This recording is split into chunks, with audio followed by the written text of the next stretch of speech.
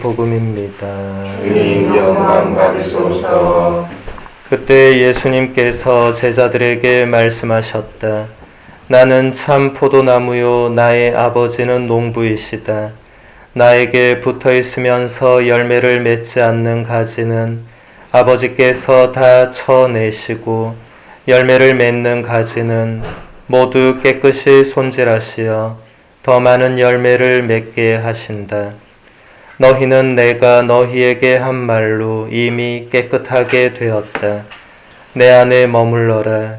나도 너희 안에 머무르겠다. 가지가 포도나무에 붙어 있지 않으면 스스로 열매를 맺을 수 없는 것처럼 너희도 내 안에 머무르지 않으면 열매를 맺지 못한다. 나는 포도나무요 너희는 가지다. 내 안에 머무르고 나도 그 안에 머무르는 사람은 많은 열매를 맺는다. 너희는 나 없이 아무것도 하지 못한다. 내 안에 머무르지 않으면 잘린 가지처럼 밖에 던져져 말라버린다. 그러면 사람들이 그런 가지들을 모아 불에 던져 태워버린다. 너희가 내 안에 머무르고 내 말이 너희 안에 머무르면 너희가 원하는 것은 무엇이든지 청하여라. 너희에게 그대로 이루어질 것이다. 너희가 많은 열매를 맺고 내 제자가 되면 그것으로 내 아버지께서 영광스럽게 되실 것이다. 주님의 말씀입니다. 그리스도님 찬미합니다. 찬미 예수님. 찬미 예수님. 한 주간 동안 잘 계셨습니까? 예. 오늘 제1독서를 보면 이런 말씀으로 시작됩니다. 그 무렵 사울은 예루살렘에 이르러 제자들과 어울리려고 하였지만 모두 그를 두려워하였다. 그가 제자라는 것을 믿을 수가 없었던 것이다. 요한 크리소스토모 성인은 이 말씀을 다음과 같이 해설합니다. 이 말에서 바오로의 열정적인 성격이 드러납니다. 하나니아스나 그곳에서 사울을 보고 놀라워한 사람들만이 아니라 예루살렘에 있던 이들도 그가 제자라는 것을 믿을 수가 없었다고 하기 때문입니다. 실로 그것은 인간이 전혀 예상할 수 없던 일이었습니다. 하느님께서는 그리스도인들을 박해하는 열정이 대단했던 사울을 선택하셔서 그리스도를 전하는 열정이 대단한 사람으로 변화시켜 주셨습니다. 요한 크리소스토모 성인의 해설처럼 그것은 인간이 전혀 예상할 수 없던 일이었습니다. 이처럼 하느님께서는 우리가 전혀 예상할 수 없는 일을 하시는 놀라운 분이십니다. 사울이라는 인물은 그리스도인들을 붙잡으러 다마스쿠스로 가는 길에 극적으로 예수님을 만나면서 인생이 완전히 뒤바뀐 인물입니다. 이 사건이 없었다면 우리 그리스도교는 지금도 여전히 이스라엘 지역 안에만 머물러 있을 수도 있습니다. 사울이 바오로가 되면서 그리스도교는 이스라엘을 넘어 소아시아로 또 그리스로 마침내 로마에 이르기까지 이르게 되었습니다.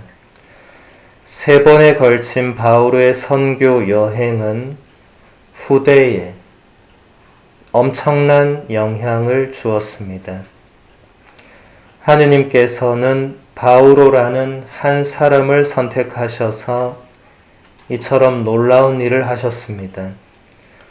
그래서 모든 교부들은 한결같이 바오로에게만 사도라는 칭호를 부여하면서 바오로의 열정과 겸손을 칭찬하며 본받으려고 노력했습니다. 특히 요한 크리소스토모 성인은 교부들 중에서도 바오로 사도의 가장 열렬한 지지자였는데 수많은 작품들 안에서 바오로 사도를 칭찬하고 그를 신앙의 모범으로 제시하고 있습니다.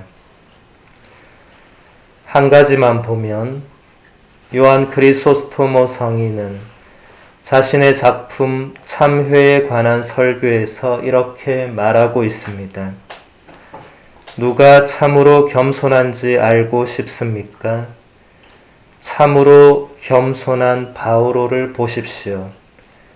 바오로는 온 세상의 스승이며 영적 설교자이고 선택된 그릇이며 파도 없는 항구이고 흔들리지 않는 탑이며 작은 체구로 날개라도 달린 듯 온 세상을 돌며 한 바퀴 여행을 하였습니다. 무지하지만 철학자이고 가난하지만 부유한 바오로가 스스로를 낮추는 것을 보십시오. 저는 그를 참으로 겸손한 사람이라고 일컫습니다. 바오로는 엄청난 고생을 겪었고 악에 맞서 수만의 승리를 보여주고 선포했으며 하느님께서 나에게 베푸신 은총은 헛되지 않았습니다. 나는 그들 가운데 누구보다도 애를 많이 썼습니다. 라고 말했습니다. 감옥살이와 상처와 매질을 견뎠고 서간으로 세상을 낚았으며 천상의 소리로 부름받았던 바오로가 자신을 낮추며 나는 사도들 가운데 가장 보잘것없는 자로서 사도라고 불릴 자격조차 없는 몸입니다. 라고 말했습니다.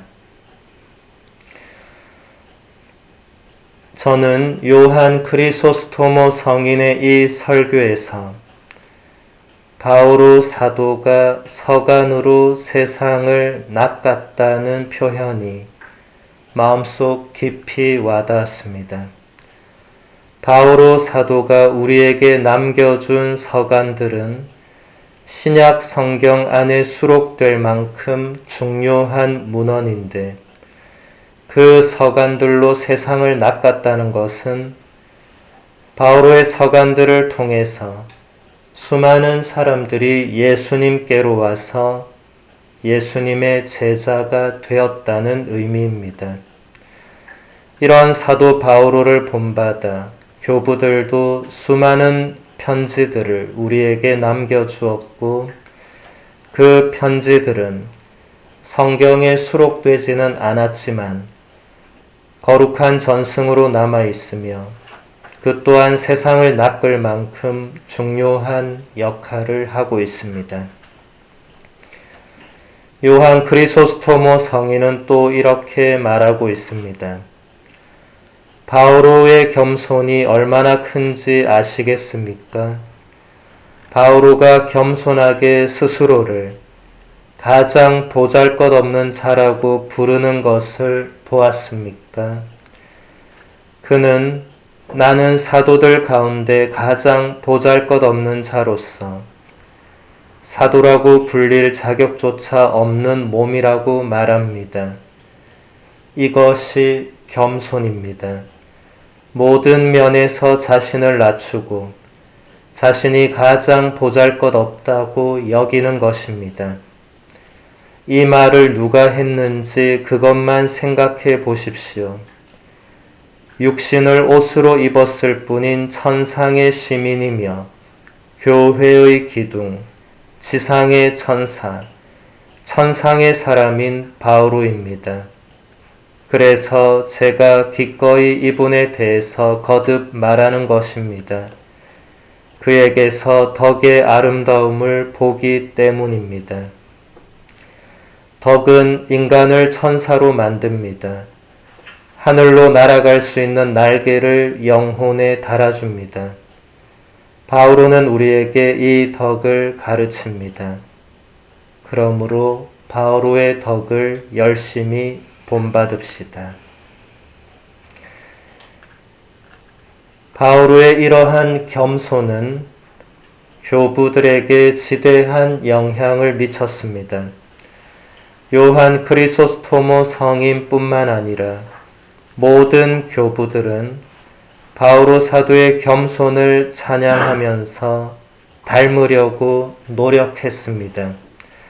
아우구스티노 성인은 겸손한 자세로 고요히 살아가는 삶의 형태가 바로 신앙을 삶으로 드러내는 것이라고 생각했습니다. 그래서 아우구스티노 성인은 그리스도교의 본질에 대하여 질문하는 이교도에게 이렇게 대답했습니다. 만일 그대가 나에게 그리스도교의 본질이 어디에 있는지 묻는다면 저는 겸손 안에 있다고 대답할 것입니다. 만일 그대가 나에게 다시 한번 묻는다고 하더라도 저는 여전히 겸손 안에 있다고 대답할 것입니다. 그대가 똑같은 질문을 계속 반복한다고 하더라도 저 또한 계속해서 겸손이라는 대답을 할 것입니다. 아우구스티노 성인은 하느님의 한없는 영광과 위대하심이 겸손 안에서 자신에게 와닿는 것을 깨닫게 된 순간 참된 그리스도인이 되었다고 고백했습니다. 성인은 자신이 겸손 안에 깊이 빠져들면 빠져들수록 하느님의 크신 뜻 앞에 무릎을 꿇고 겸손하게 고개를 숙일 수밖에 없다는 것을 알게 되었습니다. 오늘 이 미사 중에 바오로 사도와 교부들이 지녔던 겸손을 우리도 배울 수 있는 은총을 주님께 청하도록 합시다.